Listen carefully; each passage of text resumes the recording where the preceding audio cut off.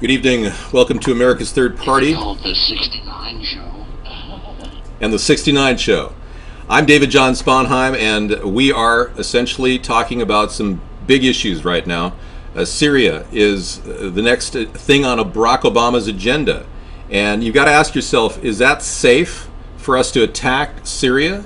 In fact, that seems to be the question of the day in the news. What's going to happen when we bomb Syria with Tomahawk missiles?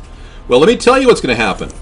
This is what's going to happen. This is the S-300, the defense mobile platform that handles anti-ballistic capabilities that was sent to Damascus by Russia and landed about 2 months ago. This is exactly what's going to happen to the Tomahawk missiles. This is the kind of thing that we asked Russia not to send Iran, and they obliged. They actually agreed. They thought that was a good idea because this is the kind of thing that can knock anything out of the sky with heat-seeking missiles.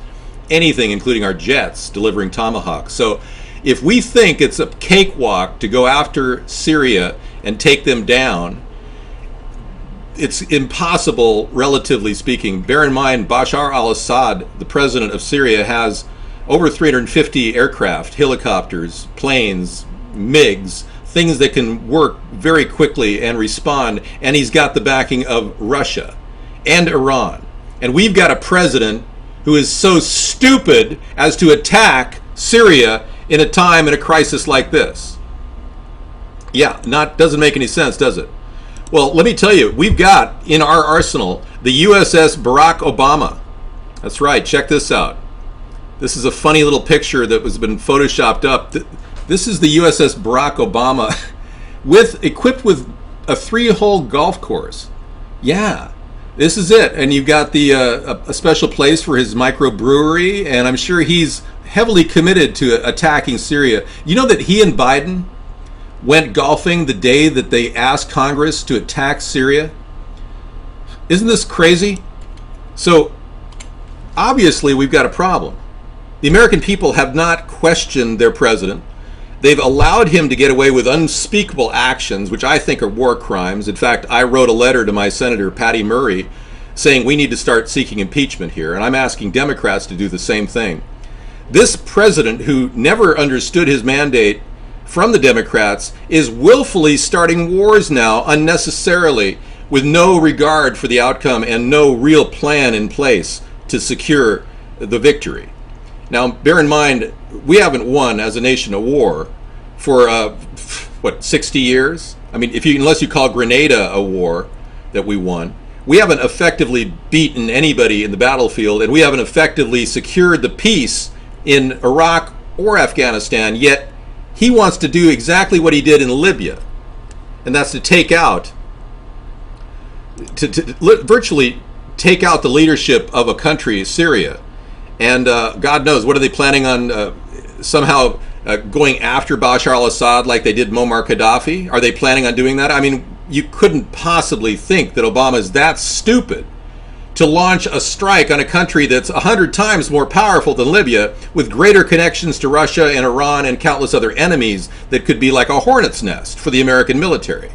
And he wants to put our young men at risk, endangering our country. Well, he seems to have the support of the Republicans, which makes this a third-party issue.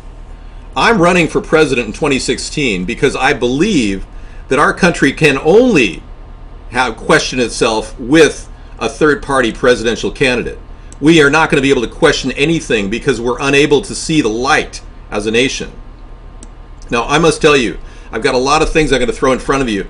Take an example of how the Republicans are siding with Barack Obama. Look what they just recently did when he declared that the NSA is watching us, but we have transparency. Apparently the Republicans agree, and people like Lindsey Graham have made the statement that the propaganda minister of Hitler made, the very same statement.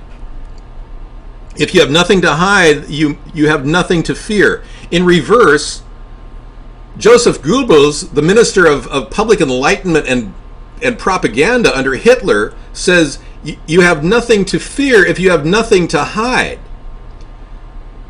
Well, let me tell you, they are testing the American people right now. That's what they're doing. They're basically doing what Hitler did. They're pushing the limit on free speech. They're telling us that the NSA is watching us. Obama's lying on Jay Leno saying, well, they're not actually watching or listening to your phone messages. Oh, but they are. And an independent review of what the NSA is doing has shown that they have violated FISA judge law, warrantless wiretapping over 2,775 times. The NSA has violated that. And recently, this information just came in from obviously Edward Snowden documents that were published, that the NSA and the CIA and all the national security agencies draw a salary of $52.6 billion from the U.S. taxpayer. That's how much money they've been putting in per year into national security, and that's not including Department of Homeland Security, which is an extra $60 to $70 billion a year. Okay, this is also another important point we have to realize, that 1 out of every 5 CIA recruits is from either the Hamas organization or from Hezbollah or from Al-Qaeda. 1 in 5 CIA recruits are from those organizations. I got to tell you, folks, we are dealing with a breach in national security at the CIA level, and I believe, and this could be very dangerous for me to say this, but regardless, I believe the CIA needs to be removed. They don't need to exist because they continually create false flag operations, non-true statements in the media. They in fact have used the media to alter the message for many years. Even I earlier discussed the Frank Church report, which was a very striking report talking about the dangers of the CIA writing policy in the media, creating policy in the media. Well, they've been doing it since 1975. I can show you a little bit of that media report from Frank Church, which I will bring up right now. It's pretty telling. 1975, Senator Frank Church. Let me play that for you. I thought that it was a matter of real concern that planted stories intended to serve a national purpose abroad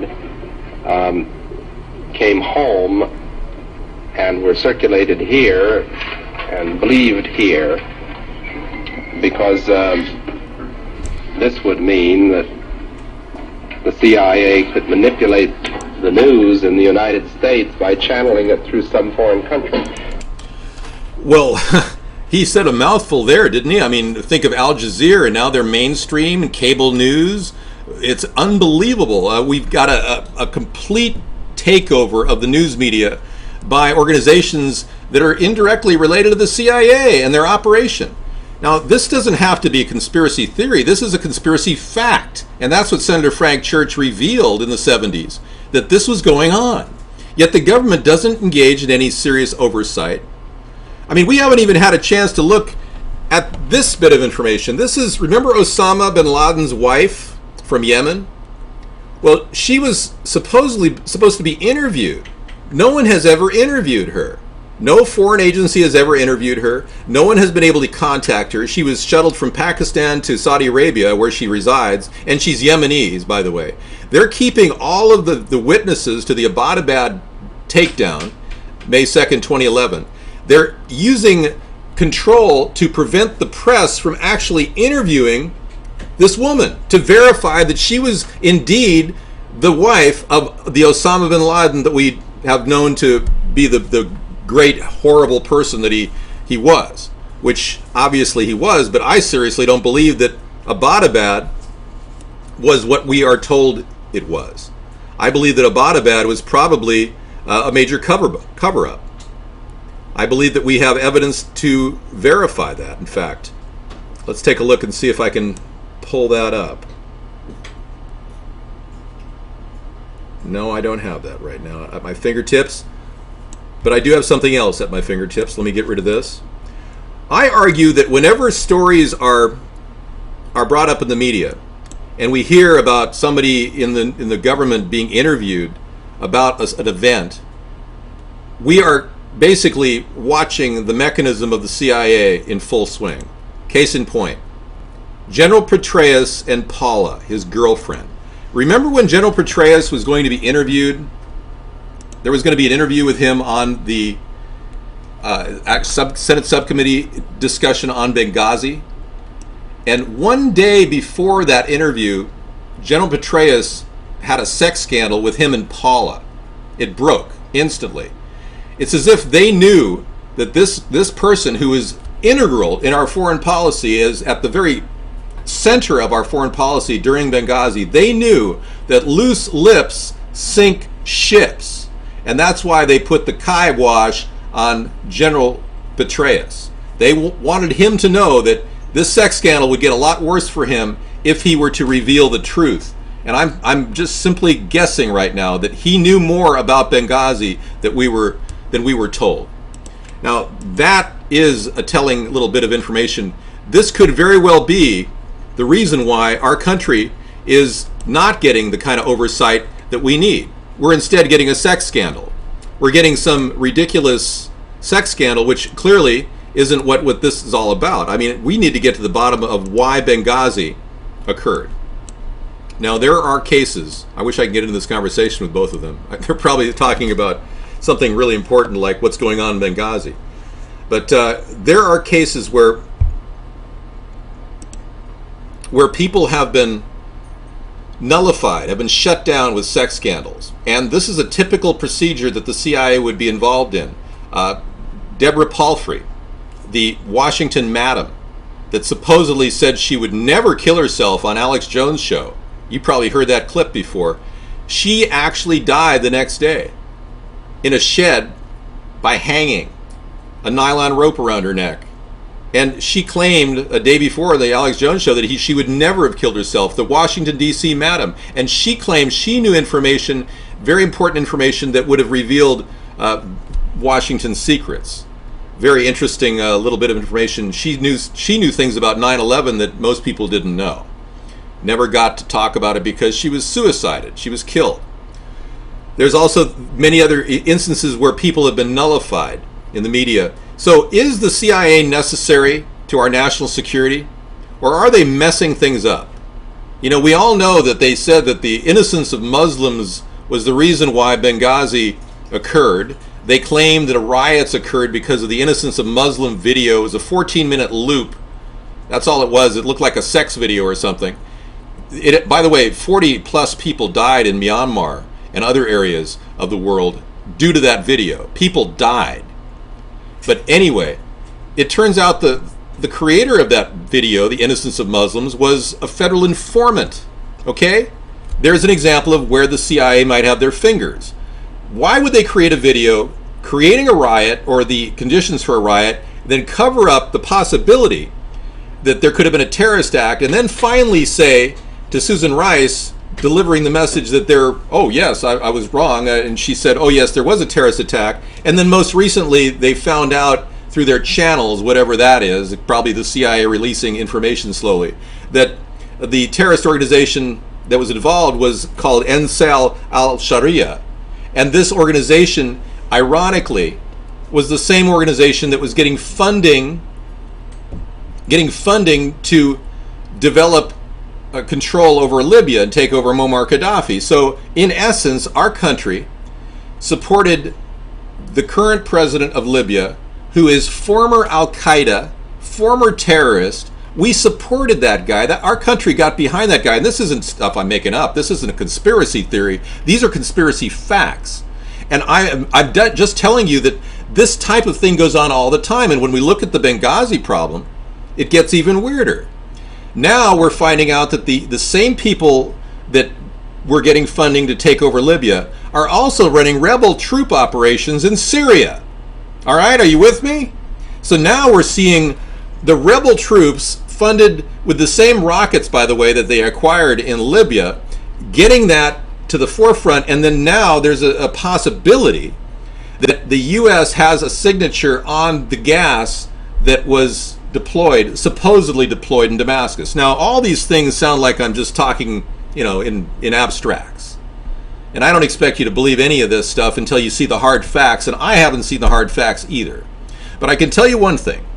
Our president has got a rush to judgment. He is pursuing a greater plan. He is part of a plan much greater than him. His rush to judgment and his desire to launch a strike against Syria, where 75% of the American people are against it, and polls have shown that the American people do not want to strike against Syria. This guy has a hidden agenda, and I believe I'm going to show you what that hidden agenda is right now. It is essentially a powerful play by people way beyond Obama, people that have put him in play as a puppet president and are indeed pulling the strings on what could very well be best described as a New World Order ploy. I'm going to show you a quote from David Rockefeller that was positioned out many years ago, and we know this to be true, that this is the plan that they've had for years. And he has stated, all we need is the right major crisis and the nations will accept the New World Order. This is probably what's at play here. This is probably why Barack Obama is pushing for an attack on Syria so vehemently, and why we are now faced with the same decision that Britain was faced with a couple days ago, of deciding whether to support this president who is engaging in what appears to be a hidden agenda of some sort. So we are dealing with the Bush-Obama administration, essentially. The same thing that Bush did is going on in America. Same exact thing. Starting a war with WMDs, that's what Bush did. Starting the war in Iraq, claiming that WMDs existed in Saddam Hussein's secret caves under Baghdad. That never played out correctly. Colin Powell was apologetic to the point that he had made to the UN, claiming that there were weapons of mass destruction. There was no evidence of WMDs. And even Colin Powell was upset that he was played as a dupe in this whole situation. But now we've got the same exact power play coming from none other than Barack Obama. The same exact thing right out of the Bush administration. Are you listening to me, Democrats? The same exact ploy. Starting to claim that there's some secret gas weapon that nobody's even vetted. No one even has any specific information on the origin of this gas weapon, and now he wants to start a war just like Bush. I argue that we, the American people, as centrists, the middle of the political spectrum, who built this third party, who truly want change but don't want it to cost a lot of money, we are the ones that right now need a brand new direction in government. We need a president that can solve America's problems. And I can tell you that we are not going to solve America's problems if we just rely on the same old solutions that Obama and Bush are engaged in, starting wars. That's not going to work. It's not going to happen. We have to be a lot more intelligent than that. If we're going to fix this entire economy, we can't possibly rely on somebody coming up with a war strategy to get his approval rating up, which I think that's what he has done. I'm going to recommend that all of you vote for me in the upcoming election in 2016, even if you have to write my name in. Now, we've run elections in 2008 and 2012, and we are running in the 2016 election, but we really need your support to get on the ballot as America's third party. So if you want to get us on the ballot in your state and start getting some accountability back in Washington and get the government to run properly, and get the two parties in check, because clearly they aren't even asking these type of questions with their own people, we are going to have to do something a little bit more intelligent, and that is pick a third-party presidential campaign and a third party as our gathering point, as our way in which we can unite as a country. Most people are centrists in the middle of the political spectrum. Most people are not radicals or reactionaries. And I think most people will side with common sense when it comes to solving America's problems, not starting a war, not engaging in ridiculous, he's ultimately destabilizing the economy. You're seeing Brent crude oil go to $112 per barrel now. The futures are going up on oil. We ultimately could see an oil crisis as a result of an attack on Syria. That oil crisis could be far-reaching and will affect everybody. We could see lines at gas pumps. We could see food shortages as a result of the war in Syria. I don't think it's just a tactical move to just go ahead and hit a hornet's nest like Damascus and expect a simple response like Muammar Gaddafi fleeing in the woods, escaping attack, and then finally getting caught. It's going to be a lot different than that. This could be a trigger to World War III. So if you really want to get behind this effort, you got to get behind this plan to build America's third party.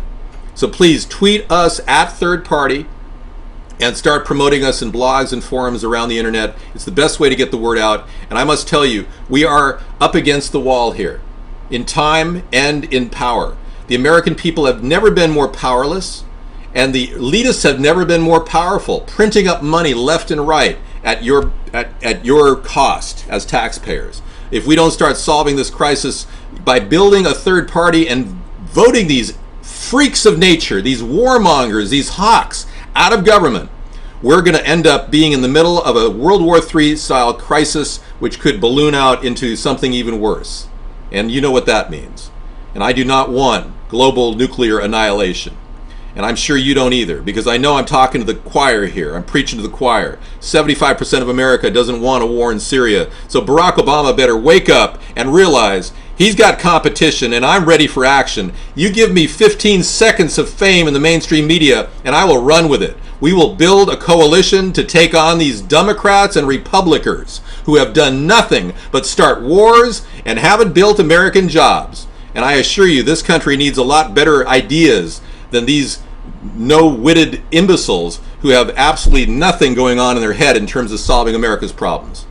Thank you for watching this recorded broadcast, and catch us 6 to 9 on the 6 to 9 show at America's Third Party every weeknight, and now on Saturdays. I'm running an anti-war rally every Saturday for everybody to gather. I'm sure we're going to be dealing with this anti-war issue for some time, so we're going to be having these Saturday shows, and we're going to talk to you guys directly in chat. Thank you.